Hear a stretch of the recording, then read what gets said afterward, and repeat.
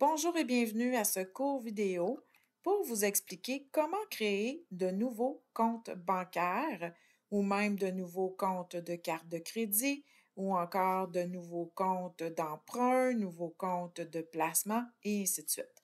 Donc, c'est exactement la même méthode pour chaque type de compte que vous voulez créer.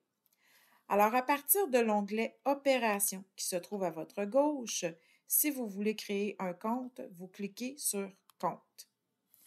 Ensuite, vous cliquez sur le plus qui est dans un cercle rose en bas à droite de l'écran et par la suite, vous sélectionnez de quel type de compte le sous-poste existe, comme par exemple, est-ce que c'est un compte épargne?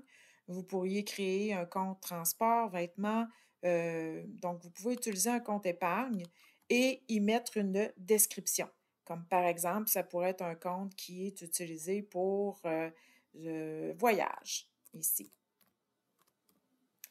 Vous auriez pu également créer le sous-poste dans le poste compte en créant vraiment voyage.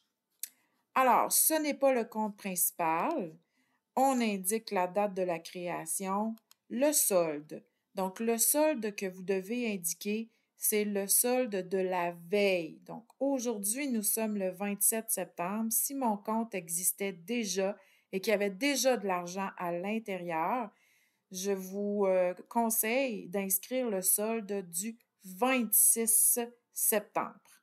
La raison est fort simple, c'est que vous aurez peut-être remarqué que au niveau des comptes bancaires, les transactions qui auront lieu aujourd'hui, le 27 septembre, à cette heure-ci, présentement en journée, elles n'apparaissent pas.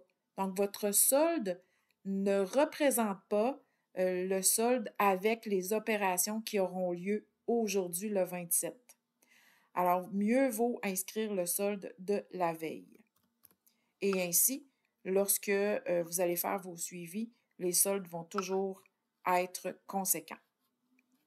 Alors, on enregistre le nouveau compte bancaire et vous pourriez par la suite créer, exemple, des transferts qui proviennent de votre compte principal, ici, vers votre compte voyage, par exemple.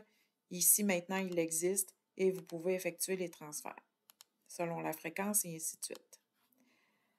Alors, c'est de cette façon qu'on crée un compte bancaire. Même principe pour les cartes de crédit en cliquant ici sur le plus. Même principe pour les comptes d'épargne en cliquant sur le plus. Concernant les prêts également, c'est la même chose. Alors, c'est tout pour ce court vidéo. Merci et bonne journée.